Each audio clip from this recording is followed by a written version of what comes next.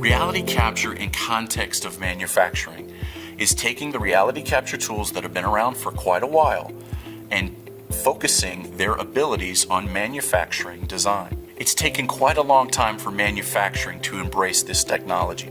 Laser scanning has been around for about 20 years, but it's been predominantly used in the civil design disciplines and the architectural design. Accuracy has been the big issue. Civil design and architectural design are not nearly as accurate as manufacturing design. Manufacturers live in the world of thousandths of an inch. Now laser scanners are actually capable of harvesting data near that level. So the tolerances are now acceptable to start utilizing laser scanning in the manufacturing space.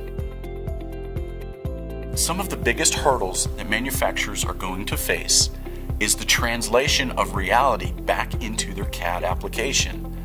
Reality's not perfect, so our starting point in many of our projects is an imperfect design. The engineer needs to learn to translate that imperfect scan into a perfect CAD design. Are there limitations to the use of laser scanning? Absolutely. It's going to depend on the scanner that you're using.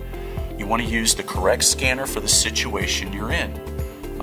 Sometimes scanners are built to harvest data 60 or 70 meters away. We need a scanner that's going to focus 2 or 3 feet in front of me to harvest the data as accurately as possible. So what do manufacturers need to do to prepare to utilize this technology? The biggest issue that they're going to face is teaming up with a partner who knows the industry, who knows what scanners are available, and who knows the techniques used by those scanners to harvest reality.